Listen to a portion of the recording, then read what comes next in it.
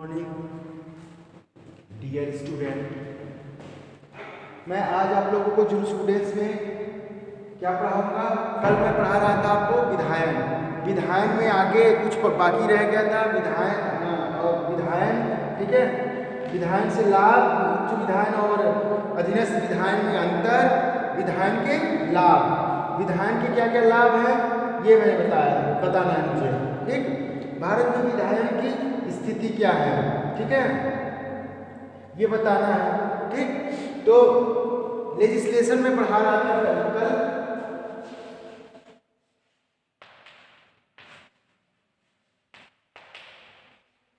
Legislation पढ़ा रहा था मैं, विधान या विधायन। ठीक, विधान या विधायन पढ़ा रहा था मैं कल आपको। अब इसके विधायन के क्या लाभ हैं और क्या भारत में स्थिति है इसकी, और उच्च विधायन, उच्चतम विधायन और अधीनस्थ विधायन में क्या अंतर है, ये चीजें आज मैं बता के इसे खत्म कर दूंगा। ठीक है, ठीक, तो आप देखिए उच्च विधायन के क्या लाभ है, विधायन बना देने से क्या क्या लाभ है। पहला है परिवर्तन करने की शक्ति।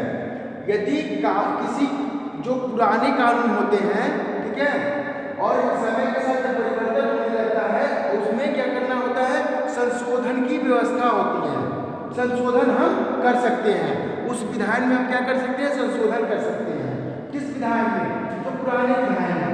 ठीक है, विधायन में प्राचीन विधियों में परिवर्तन या उसको समाप्त करने का अधिकार होता है। ऐसा अधिकार अन्य किसी भी स्रोत को प्राप्त नहीं है। विधायन क्या है, यदि पुरानी हो गई है विधियाँ, जो कि 2019 में देखे होंगे कि सरकार ने बहुत सी विधि को शून्य घोषित कर दिया है।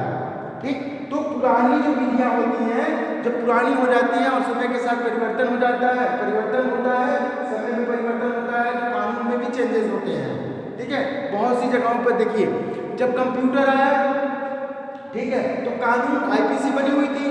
ठीक, कंप्यूटर से रिलेटेड कंप्यूटर तब था ही नहीं, तो कंप्यूटर से रिलेटेड कोई अपराध भी नहीं था। लेकिन समय के साथ कंप्यूटर से रिलेटेड अपराध बना तो साइबर लॉ आया। ठीक, और पुरानी विधि में कुछ संशोधन किया गया, नई विधि का निर्माण हुआ, पुरानी विधि को खत्म कर दिया गया, कुछ पुरानी विधियों को भी खत्म किया गया। ठीक, तो विधायन बनाने से ये लाभ है। ठीक, दूसरा क्या है, क्षमता। विधायन द्वारा कानून को बनाने और उसका प्रशासन करने के लिए जिम्मेदारी को बांट दिया जाता है। क्षमता, जैसे कि प्रशासनिक अधिकारी अलग होता है, जुडिशियल मजिस्ट्रेट अलग होता है। ठीक, न्यायपालिका अलग होती है, कार्यपालिका अलग होती है, विधायिका अलग होती है। विधायन का ये काम है कि सबकी शक्तियों को क्या करता है, ये बांट देता है, सबकी शक्तियों को बंटवारा कर देता है। विधायन से ये एक लाभ है। ठीक, जुडिशरी अपना काम करेगी, विधायिका अपना काम करेगी, कार्यपालिका अपना काम करेगी। ठीक है, प्रशासनिक अधिकारी अपना काम करेंगे, पुलिस वाले अपना काम करेंगे। ठीक, ये सारी चीजें विधायन बनने से विधियों का बंटवारा हो जाता है, काम की क्षमताओं का बंटवारा कर दिया जाता है विधायन के द्वारा, तो वो अपनी अपनी सीमा में रह के ही काम करते हैं। ठीक, अगला क्या है, आकस्मिक विधायन की स्वतंत्रता। विधायन स्वयं स्वतंत्र है, कभी भी यह कानून का निर्माण कर सकता है। इससे वास्तविक मामला उठने या सामने आने की प्रतीक्षा नहीं करनी पड़ती है। आकस्मिक विधायन की स्वायत्तता मतलब जब कभी भी कानून बनाने की आवश्यकता होती है तो कानून बना दिया जाता है। ठीक, ये आकस्मिकता की जगह पे कानून बन जाते हैं। ठीक है, मतलब जहां आवश्यकता है कानून की बनाने की तो वहां किसी की प्रतीक्षा नहीं की जाती है। ठीक, तो कानून का निर्माण तुरंत हो जाता है, जल्दी से जल्दी कानून का निर्माण हो जाता है। ठीक, रूप में उच्चतम, ये जो विधायन होता है, विधायन सबसे सर्वश्रेष्ठ रूप है इसका। ठीक है, विधायन का स्वरूप क्या होता है, सर्वश्रेष्ठ होता है। विधायिका द्वारा बनाई गई विधियां सबसे सर्वश्रेष्ठ विधि मानी जाती हैं। ठीक है, क्यों, क्योंकि उस पर बहुत सी चर्चाएं होती हैं, उसमें लोगों द्वारा विचार विमर्श होता है, लोगों से उस पर अपने अपने सुझाव मांगे जाते हैं। तो विधियां जब ज़्यादा से ज़्यादा जितने ज़्यादा से ज़्यादा लोग उसमें शामिल होंगे उतने ज़्यादा व्यू आएंगे, उतने व्यू के आने के बाद जब विधियाँ निर्मित होती हैं तो वो विधियाँ क्या होती हैं, वो ज़्यादा दिन तक टिकती हैं विधियाँ, और वो ज़्यादा सही होती है विधियाँ। ठीक, तो ऐसी विधियों का क्या है, ऐसी विधियाँ जो विधायन है और उसका रूप उच्चतम होता है। ठीक, उसका रूप क्या होता है, उच्चतम स्वरूप प्राप्त करता है। ठीक, अब भाई विधायन है जिसके लाभ भी हैं तो कुछ दोष भी होंगे, तो विधायन के क्या दोष है। ठीक, विधायन का लाभ मैं बता दिया, लाभ क्या क्या है, दोष क्या है। विधायन ये कुछ दोष भी होंगे। ठीक है, क्या दोष है, दोष क्या है, तो देखिए कौन कौन से दोष है। पहला, विधायन द्वारा निर्मित विधि कठोर तथा अपरिवर्तनशील होती है। मतलब इसके द्वारा विधायन द्वारा निर्मित विधियां जो होती हैं कठोर और अपरिवर्तनशील होती हैं। ठीक है, ये बात विधायन के लिए दोष है, ये विधान में दोष है, क्योंकि लचीली विधियां नहीं होंगी तो उसमें कठिनाई आएगी संशोधन में। ठीक है, और ये दोष है विधायन का, कठोर विधियां होती हैं, अपरिवर्तनशील होती हैं। ठीक है, एक दोष ये हो गया। दूसरा क्या है, विधान अधिकतर तथ्यों पर आधारित होता है, इसलिए यह विधि अपूर्ण होती है। इनका उदय वास्तविक समस्याओं तथा सत्य का सामना करने के उपरांत होता है। मतलब ये क्या है, इनका सत्य और उसे सत्य और का सामना, वास्तविक समस्याओं एवं सत्य का सामना करने के बाद इसका निर्माण होता है, इसलिए ये विधियां क्या होता है, तथ्यों पर आधारित होती है। ठीक, तथ्यों पर आधारित होती है। ठीक, इसलिए ये अपूर्ण होती है। ठीक, ये एक दोष है इसका। तीसरा क्या, विधायन शब्दों पर जोर देता है, अतः विधि अधिक कठोर होती जाती है। जो विधायन है इसमें क्या है, शब्दों पर ज्यादा जोर दिया जाता है, इसलिए अपने आप में धीरे धीरे कठोर होती जाती है। ठीक है, शब्दों पर ज्यादा ध्यान दिया जाता है, इसलिए कठोरता को प्राप्त कर लेती है, ज्यादा कठोर हो जाती है। इसमें संशोधन बहुत कम हो जाते हैं। ठीक है, संशोधन करने की प्रक्रिया इसमें काफी जटिल हो जाती है। ठीक, काफी जटिल हो जाती है संशोधन प्रक्रिया, विधायन में संशोधन की प्रक्रिया काफी जटिल हो जाती है। ठीक, ये हो गया दोष, कुछ दोष हैं।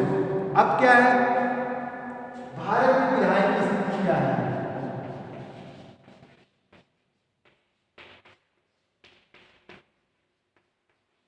भारत में विधायन की स्थिति क्या है।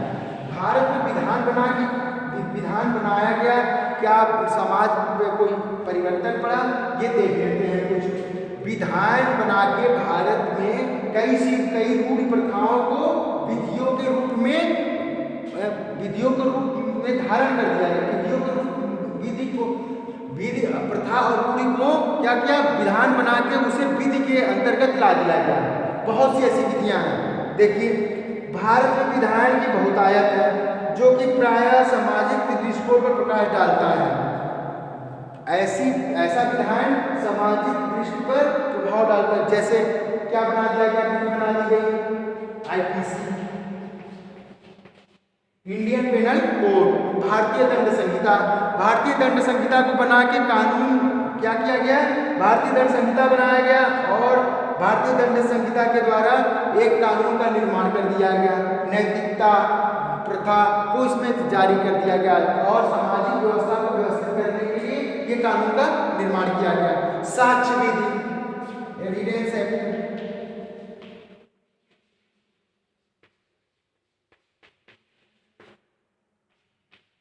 ठीक, एविडेंस एक्ट ये भी है। जो साक्ष्य है कैसे दिया जाएगा, क्या दिया जाएगा, ये क्या है, विधि बना दी गई। सिविल प्रक्रिया संहिता है, सिविल प्रक्रिया संहिता CPC है, ये भी एक कोडिफाइड लॉ है। तो इसके द्वारा क्या किया गया है कि इसे भारत में इसके द्वारा कुछ प्रक्रिया बता दी गई है कि सिविल मामलों में क्या क्या होगा। तो वो क्या है, ये है विधायन जो बनाया गया है वो किसी न किसी पर्पस से है, कोई ना कोई पर्पस लेके बना हुआ है। ठीक है, तो ये हो गया। फिर हो गया द स्पेसिफिक रिलीफ एक्ट हो गया, लिमिटेशन एक्ट हो गया, ट्रांसफर प्रॉपर्टी एक्ट हो गया, मेजोरिटी एक्ट भी है। ये सब क्या है, ये सब कानून जो बने हैं ये हैं सामाजिक दृष्टिकोण पर प्रकाश डालने के लिए बने हैं। ये जितने भी कानून बने ये सामाजिक दृष्टिकोण पर ध्यान देने के लिए बने हैं। ठीक, सीआरपीसी हो गई, ये सामाजिक दृष्टिकोण रखता है, समाज में ये समाज को सुव्यवस्थित करता है। ये कानून क्या करते हैं, समाज में समाज को सुव्यवस्थित करते हैं, समाज को सुचारू रूप से संचालन के लिए ये सारी विधियों का निर्माण किया गया। ठीक, ये है सामाजिक दृष्टिकोण रखते हुए ये सारी विधियां बनी हैं।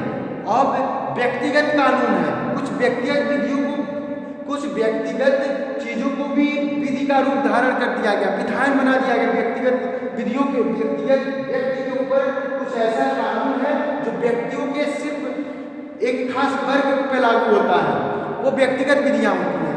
जो खास वर्ग पे लागू होता है वो व्यक्तिगत विधियां होती हैं। और व्यक्तिगत विधियों को भी क्या है, कुछ व्यक्तिगत विधियां हैं जिसे विधान का रूप धारण दे दिया गया। जैसे हिंदू लॉ है, हिंदू लॉ क्या है, अब हिंदू सिर्फ ये हिंदुओं पर लागू होगा। और हिंदू लॉ एक व्यक्तिगत लॉ है, एक व्यक्तिगत विधि है, पर्सनल लॉ है। तो ऐसी विधियों का संचालन सिर्फ एक खास वर्ग के लिए बनाया गया जिसे व्यक्तिगत विधि कहते हैं। ठीक, मुस्लिम लॉ है, ठीक है, मुस्लिम लॉ है, उसके लिए क्या है, उस पे मुस्लिम लॉ मुस्लिमों पे लागू होती है, वो ये भी एक पर्सनल लॉ है। और ये सिर्फ मुस्लिमों पे लागू होती है। इसमें कुछ व्यक्तियों के बारे में बताया गया है कि व्यक्ति, हिंदू व्यक्ति और मुस्लिम व्यक्ति क्या क्या कर सकता है, कि क्या उत्तराधिकार में पाएगा, कितनी संपत्ति किसको देगा, कितनी अपने पूर्वजों की जाएगी, कितनी अपने बच्चों को जाएगी, कितनी बीवी पे जाएगी। ये सारे व्यक्तिगत कानून हैं। ठीक,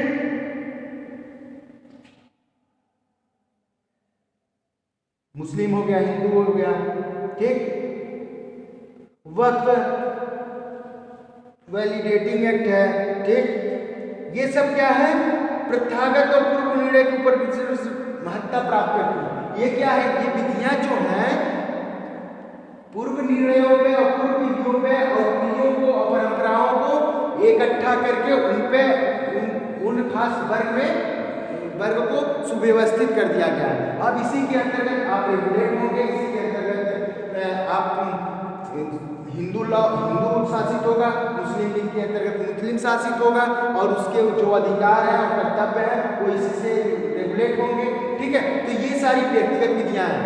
ठीक है, भारत में जो ये विधान बना के भारत की जनता को और भारत की सामाजिक व्यवस्था को सुव्यवस्थित करने के लिए इन सारी विधियों को बनाया गया है, ताकि यहाँ के लोगों को उनके अधिकार और कर्तव्य को अच्छे ढंग से सुचारू रूप से चलाया जा सके और सामाजिक व्यवस्था बनी रहे, आपस में एक भाईचारा बना रहे, एकता बनी रहे।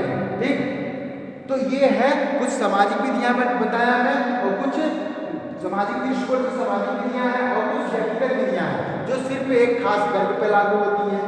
ठीक, तो विधान, भारत में विधान का ये है। ठीक, स्थिति अब क्या है,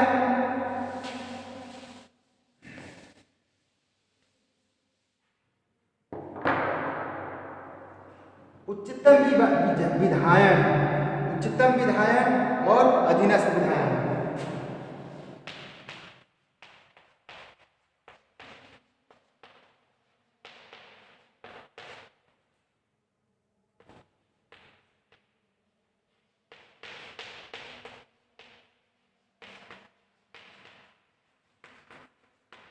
उच्चतम विधायन और अधीनस्थ विधायन।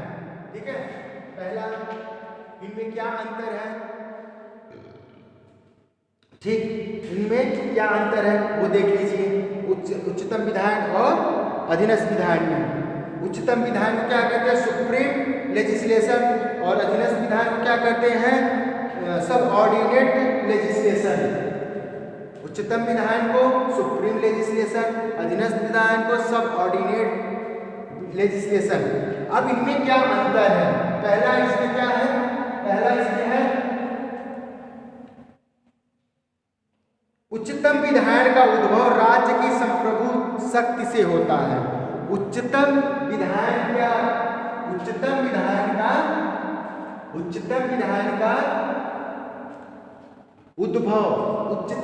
का उद्भव राज्य की संप्रभु शक्ति से होता है। संप्रभु शक्ति से होता है।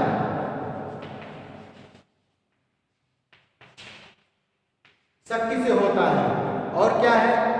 अधीनस्थ विधान का उद्भव संप्रभु शक्ति के अलावा अन्य सक्षम प्राधिकारियों द्वारा होता है। अन्य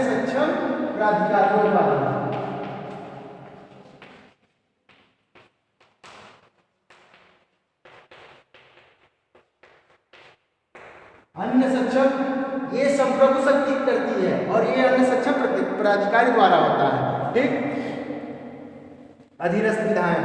दूसरा, इसका निरसन सक्षम प्राधिकारी नहीं कर सकता। इसका मतलब उच्चतम विधान का निरसन सक्षम प्राधिकारी नहीं कर सकता, क्योंकि संप्रभु शक्ति द्वारा निर्मित है, इसलिए सक्षम प्राधिकारी नहीं कर सकता। संप्रभु शक्ति ही इसमें निरसन कर सकती है।